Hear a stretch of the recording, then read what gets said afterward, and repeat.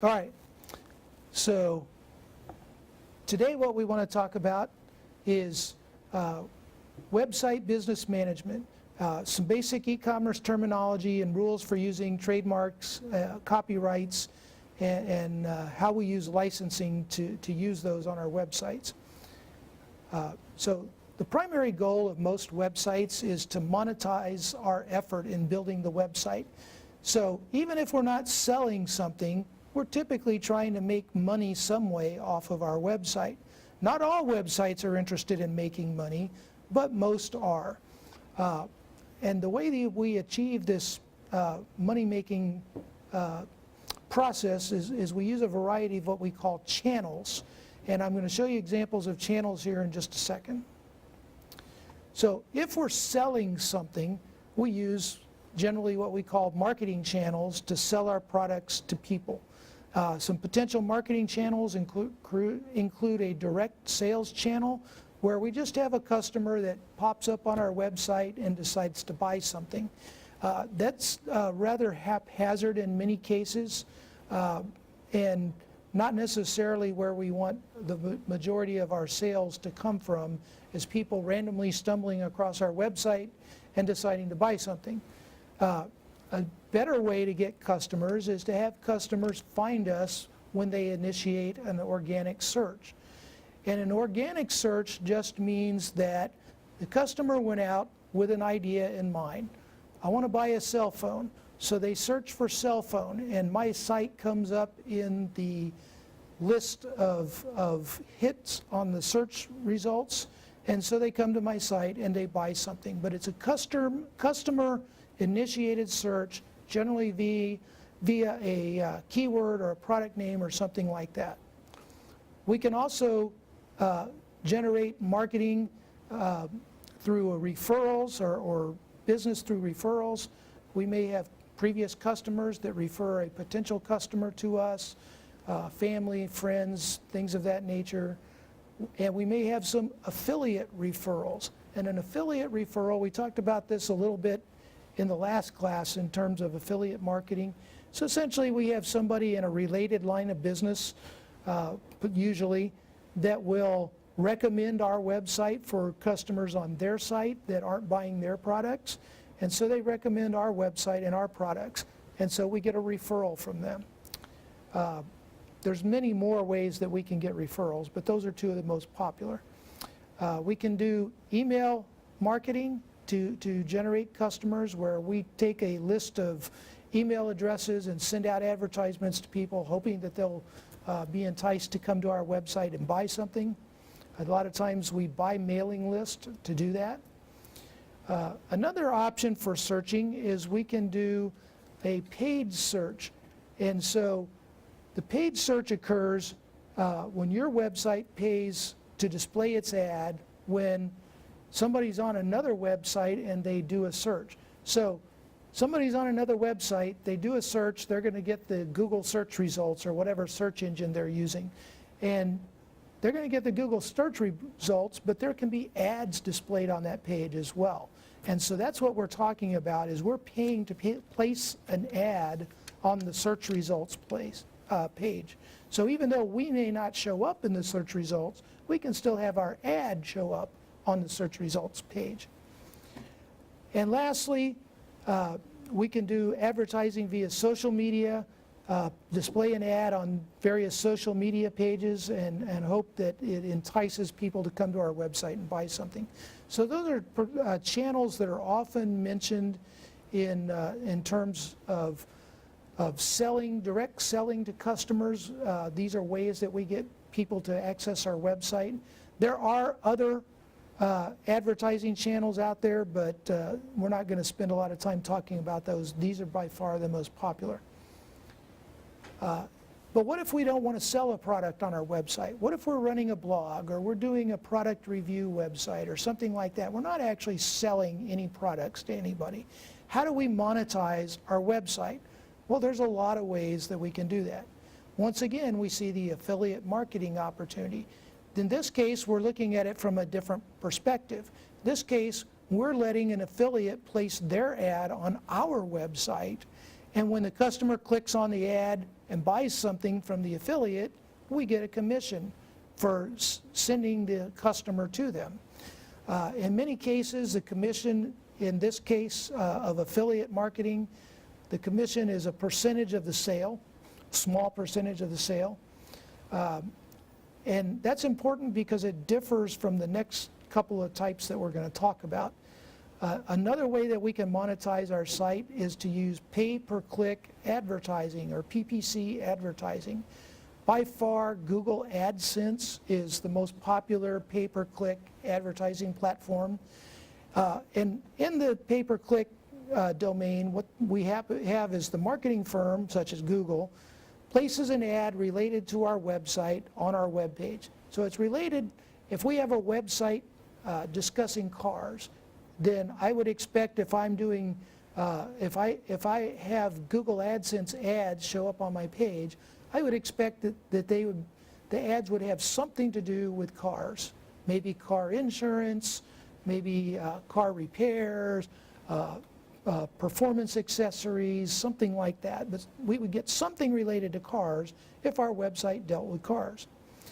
And in the pay-per-click model, we get paid every time somebody clicks on the ad, whether they buy anything or not. So, in the affiliate marketing, we only get paid when they buy. In the pay-per-click marketing, we get paid when they click on the ad.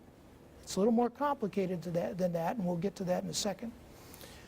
Another option is to do pay-per-impression advertising. And so the advertiser pays us for every time the ad is displayed on the web page, whether anybody clicks on it or not. And we call that displaying the ad an impression. And so we can pay per impression. In this case, the advertiser is going to bid on placing their impressions on your website. And by bid, they're going to say, we'll offer to give you 1/10 of a cent for every time this ad shows on your web page, whether somebody buys anything or not. So how do they figure out how much to bid? And what they do is they look at something called the click-through rate. And so they look at how many times the ad has displayed on your site versus how many times somebody's clicked on it. At that point, it essentially goes back to being pay-per-click marketing. Because they're bidding on impressions, the number of impressions that they want you to put out based on this click-through rate. And so these terms, pay-per-click, pay-per-impression, click-through rate, are all sort of interrelated. The better your click-through rate, the higher the bid you will get on the number of impressions that somebody wants to put on your web page, and the amount of money they pay you per impression. Whereas under the pay-per-click, you get paid just every time they click. But still, in a similar manner, the amount that you get per click is highly dependent upon the number of people that actually buy from the vendor once they click on the link and go to that vendor's website. So you have to get people that are willing to buy to make money with these marketing concepts. Another thing we can do is put in-text ads. There's several other names for this type of advertising, but in-text is the more formal name for this. And essentially in this type of advertising, we allow another advertiser to put hyperlinks to text that's already on our page, typically keywords. And so they'll put a hyperlink there. When the site visitor rolls over the text, a little pop-up will show up, either with some information and potentially a hyperlink in it, or in some cases, the worst offenders in the industry, when you roll over, it just goes to that page, and so you essentially get your page view hijacked anytime you roll over one of those hyperlinked words in the web page. Not a good thing to do. People will just not come to your web page if you do that. So you want to force if they want information, you want them to actually have to click on the in-text ad in order to be redirected to that advertisement. And finally, another good way to monetize a non-sales related website is through lead generation, which is simply where you have customers that come to your website and they register and they provide email addresses or maybe even home addresses, traditional mailing addresses. But predominantly we're talking email addresses. And then we take those email addresses and we sell them to third-party advertisers. And we say, here's email addresses for 10,000 people that are interested in custom cars because we have a website talking about custom cars. And so then that third-party advertiser will buy the email list from us and send advertisements to those clients. By the way, you probably have a privacy policy on your site that should make clear that you do that you share that information with third-party advertisers. When we talk about either sales-related sites or non-sales related sites, typically what we want to focus on is conversion. And conversion in a general sense is the idea of turning a visitor into a buyer. And so conversion rate is specifically the number of page visitors who become buyers. Even in non-sales, that's still an important metric. You have some other business that is paying you to advertise in hopes of making a sale. Another thing we look at related to conversion is the conversion funnel. And this is the series of steps or the path that a potential customer takes before finally making a purchase. If you hear or see somebody talking about a site with a long funnel, a long conversion funnel, what that means is that the customer comes to the site and they view several pages and they click on several ads and maybe they go off and do some other research on other sites before they eventually come back to your site and make a purchase. And so it's maybe not a very straight path to making a purchase.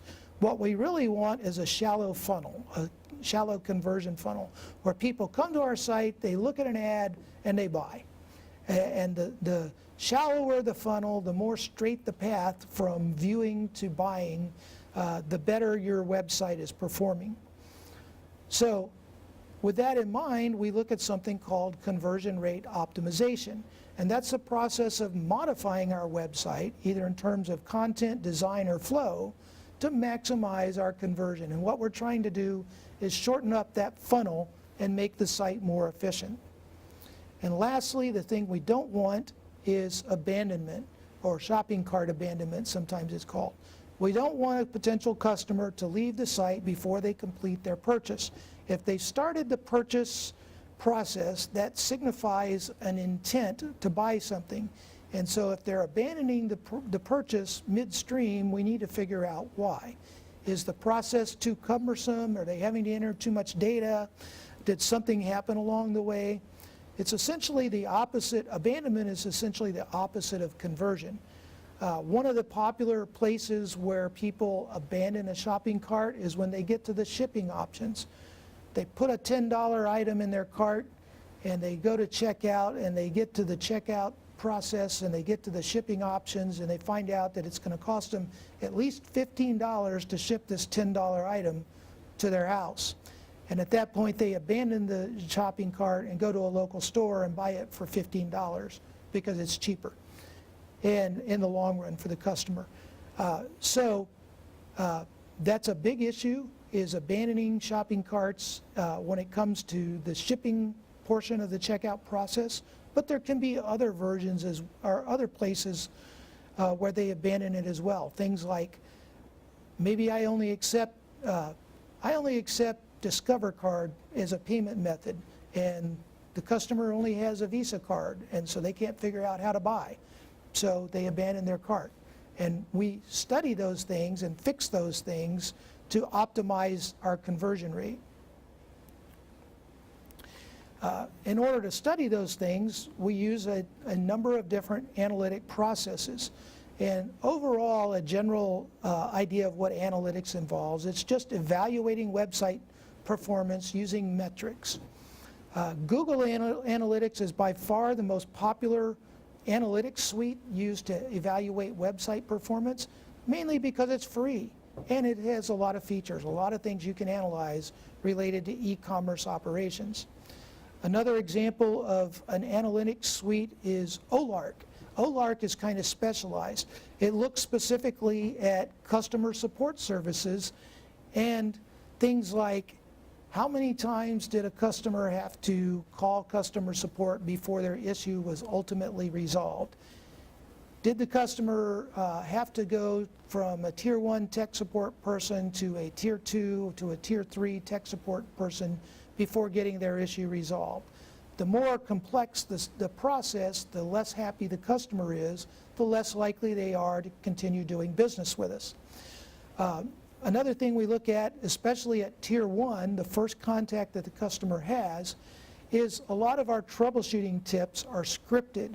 And so when you call customer support, they're reading a script and asking you to try different things to fix the problem. OLARC looks at how many customers had their problem fixed via the script and how many did not.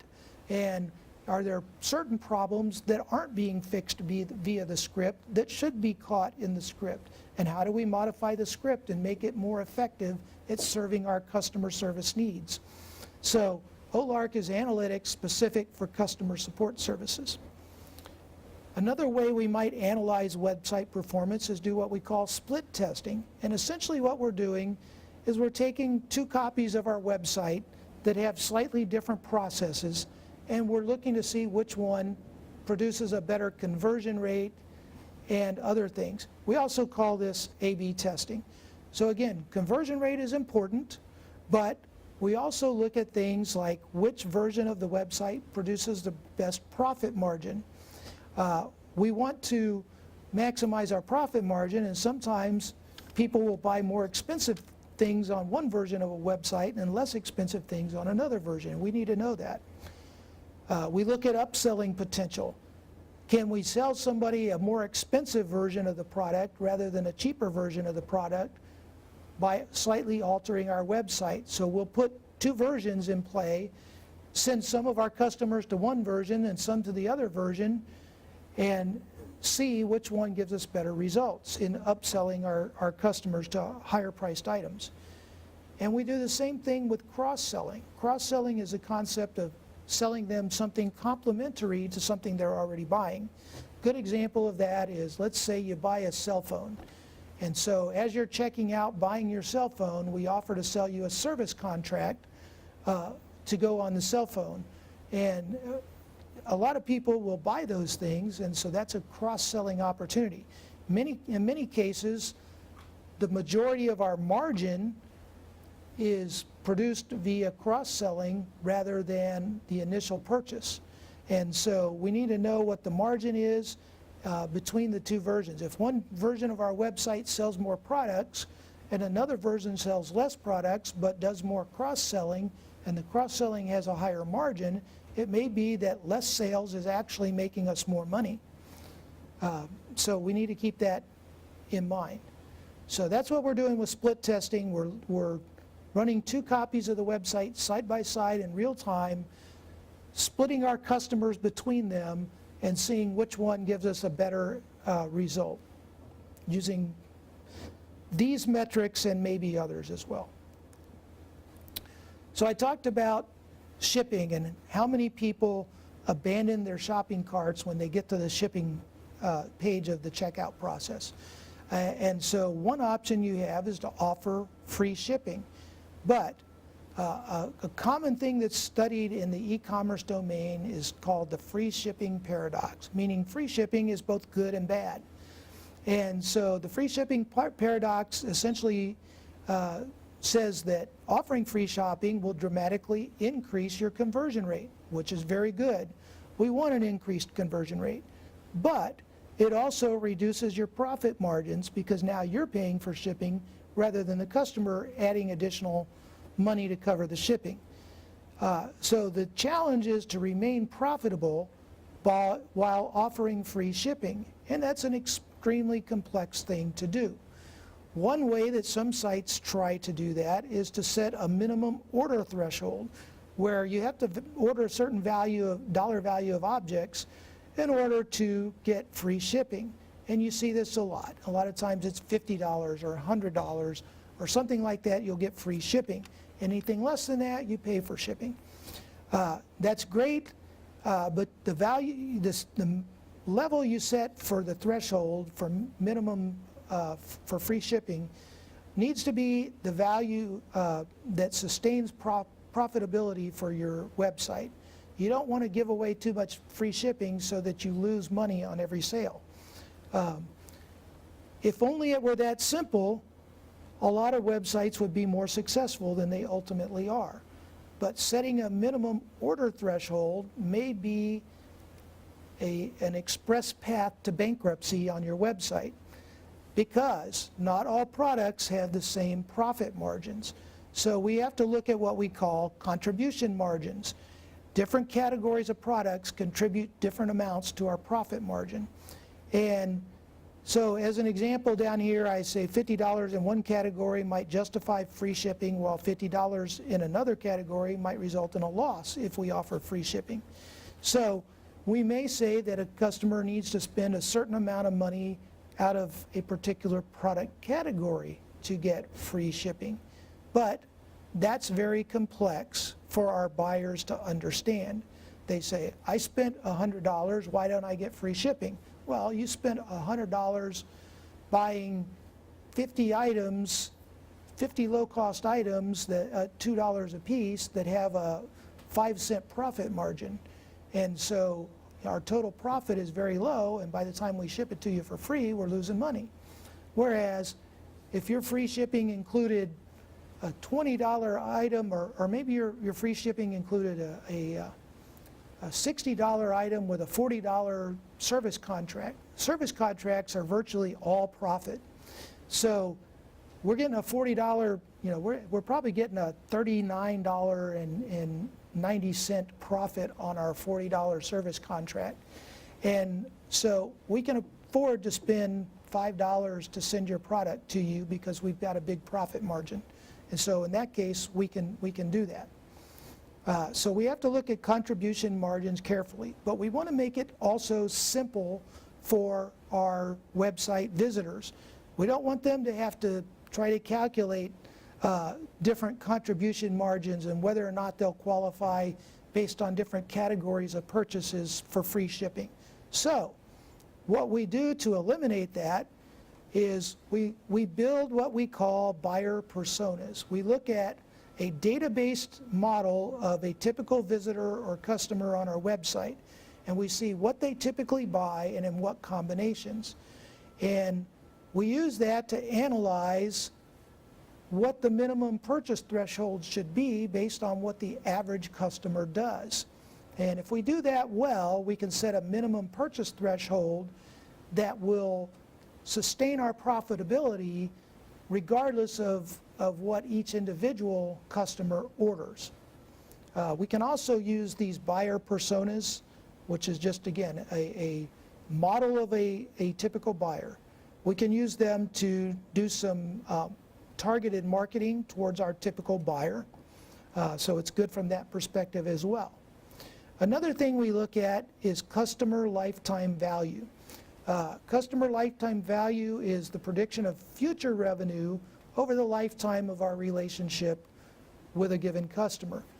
So most web businesses understand that people that are in their target demographic now will eventually fade out of their target demographic and will need to be replaced by new customers that fit their demographic. A good example might be Hot Topic stores. You're probably familiar with them. Hot Topic caters primarily to the teenage to mid-30s age demographic. And you could break it down even more narrowly than that, but that's close enough for our uses. So we know that when somebody reaches the mid-30s, they're far less likely to buy anything from Hot Topic, and thus their lifetime as a customer is over.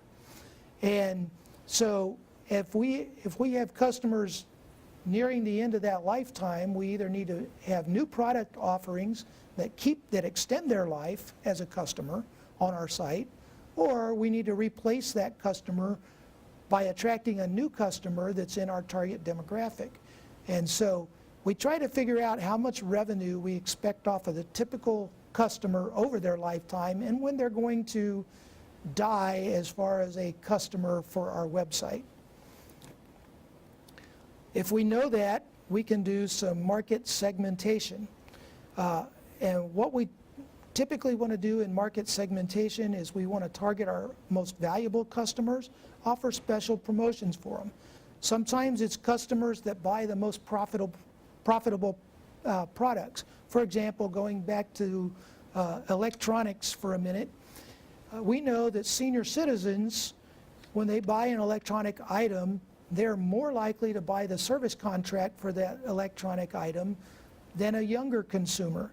So senior citizens, we want to sell them service contracts, and we know if we're selling them electronic items, they're going to be some of our highest margin customers because they almost always buy a service contract. Whereas a younger customer may say, you know what, I'm going to replace my cell phone every 6 months or a year anyway, why buy a service contract? That senior citizen may say, I'm going to keep the same cell phone for the next 8 years. So they don't buy cell phones very often, but they buy service contracts for the cell phone. Well, the service contracts where all the profit margin is anyway, so we target them. We can also target marketing towards frequent visitors. If we get somebody visiting the site, there's at least a chance that they'll buy. So the more frequently they come, the more we want to entice them to make purchases.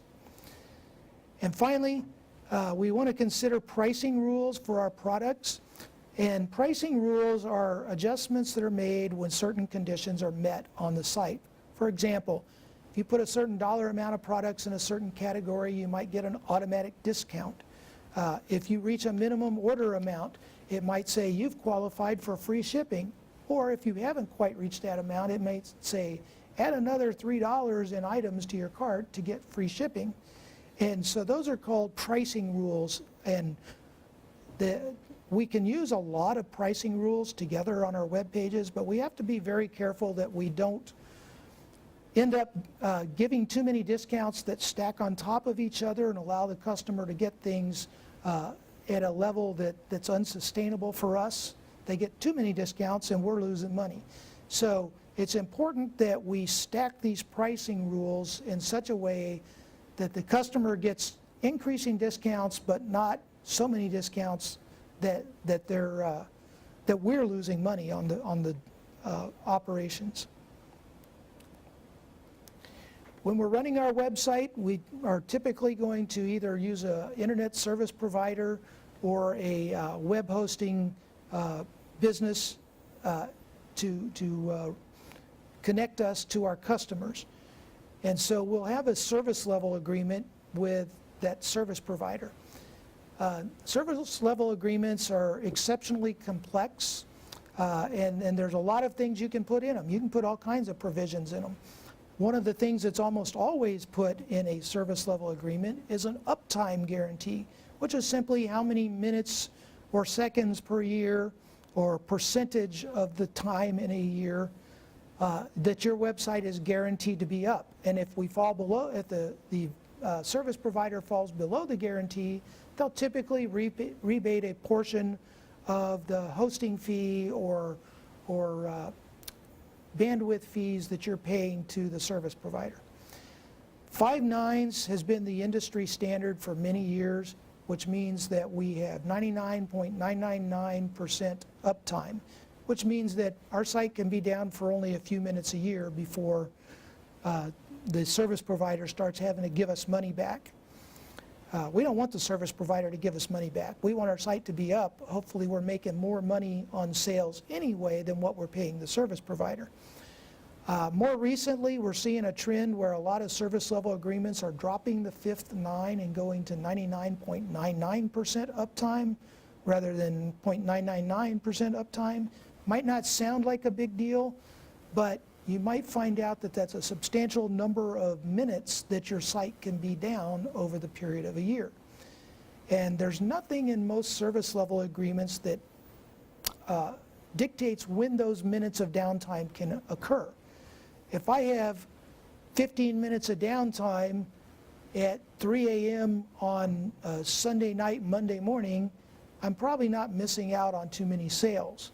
If I have 15 minutes of downtime on Black Friday, which is the busiest shopping day of the year, that's a problem.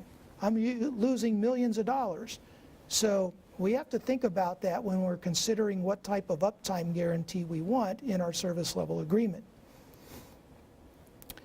Another thing that you should be aware of as a manager of a website is the use of session cookies. Session cookies are essentially temporary storage, usually in our memory on our server, that remembers what the visitor has been doing, where they've been on the website, what pages they visited, did they put things in their shopping cart, all kinds of things that we can remember. Did they like a particular font? Things of that nature. And we store that while they're out there on our site so that we can make their browsing experience better for them. When the customer leaves a site or a viewer leaves a site, we typically destroy the session cookie. We just dump it out of memory or overwrite it with newer data. The problem is, if somebody's potentially buying something, we might not want that session cookie to expire when they leave our website. We might need that to extend in case the customer comes back the next day and wants to finish their shopping experience. We don't want that cart to be dumped because let me tell you, that's very frustrating to a customer. So we might have to find ways to save this session cookie data and relate it to the specific customer who visited the day before or at a certain period of time before. But session cookies is how we keep track of what somebody's doing on the website while they're there. You're probably going to invoke the services of a certificate authority if you're running a website. Essentially what the certificate authority does is they issue you a digital certificate for your website or your website domain name saying that this website is who they claim to be. We've investigated, they really are the people they claim to be. They're legit. And the problem is that it's a third party that's doing that. Now, most of these certificate authorities are very large operations, and they have an obligation before issuing a digital certificate to investigate you and make sure you are who you claim to be. Normally, that works pretty well, and you can rely on digital certificates. Occasionally, things go awry. Several years ago, one of the largest certificate authorities issued a certificate for Microsoft.com to somebody with a stolen Microsoft credit card, corporate credit card. And they issued a non-revocable digital certificate that was valid for 2 years. And so the certificate authority couldn't revoke it.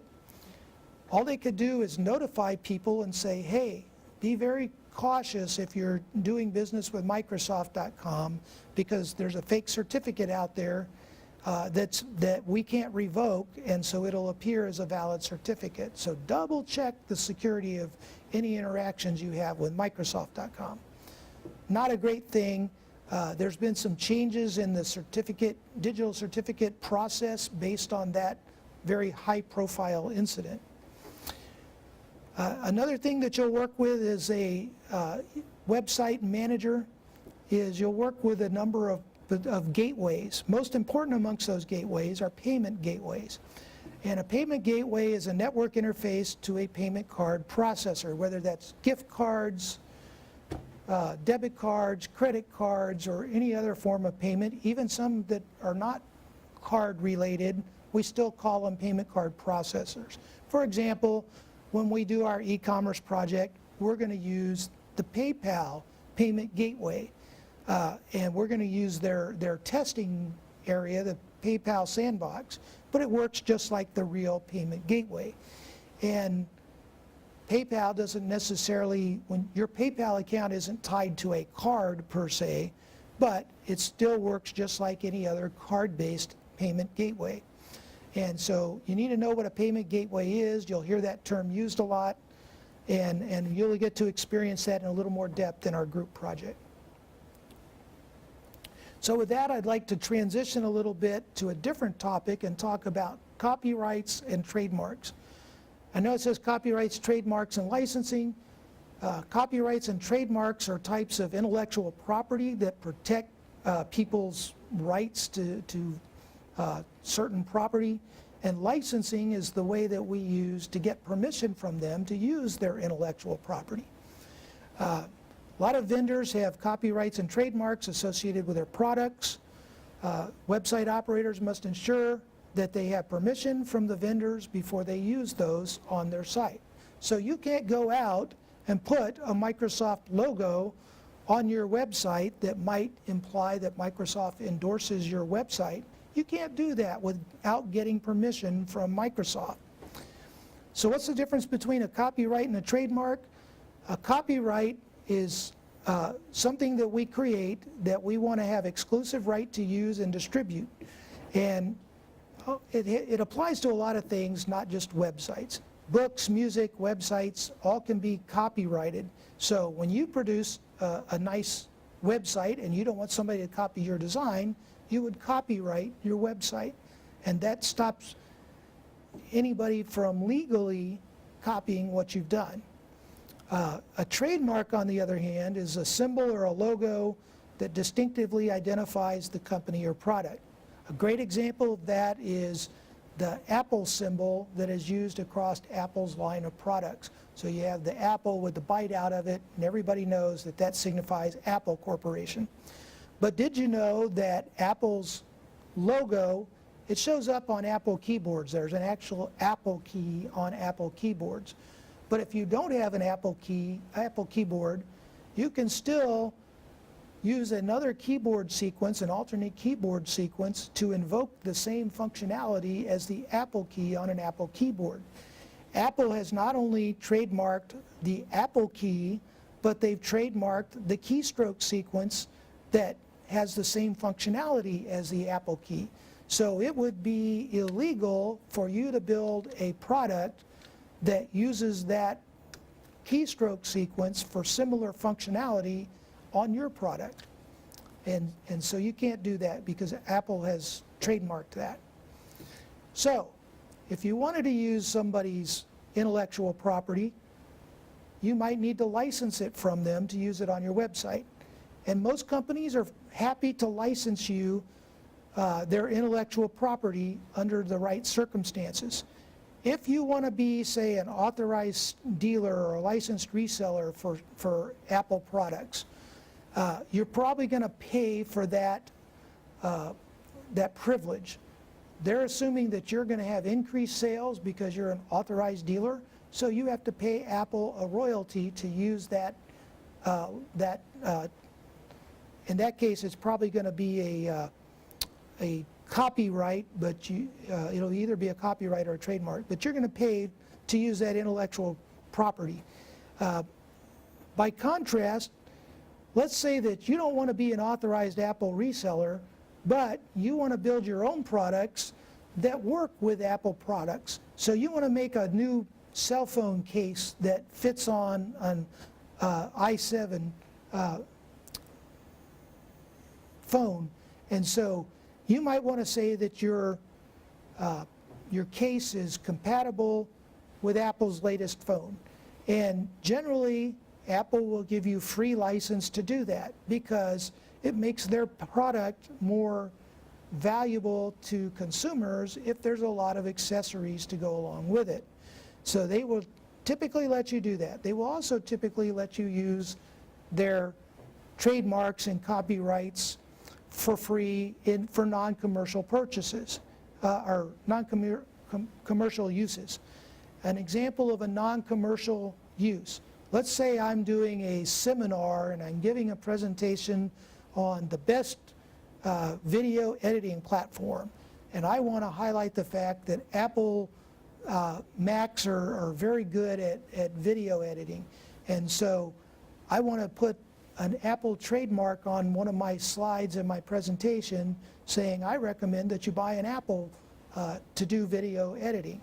In that case, that's a non-commercial use, and because it is beneficial to Apple or portrays Apple in a positive light, they allow you to use that trademark for free. And they have guidelines that tell you can do that. Speaking of guidelines, there's more e-commerce terms than we could possibly talk about in a lecture, probably more than we could talk about in an entire semester. So I've listed a couple of guides here that are glossaries of terms that you might see. I've listed one of many pages talking about the free shipping paradox, and a couple of examples of sites that tell you how to monetize a non-sales oriented website, many of the things that we've talked about today. And lastly, I put a link to Apple and their intellectual property use guidelines, so that if you're interested in seeing what kind of things people do with trademarks and copyrights and how they license them, this is a good example that tells you what you can and can't do on your website. So that's all I have for you today. I'm going to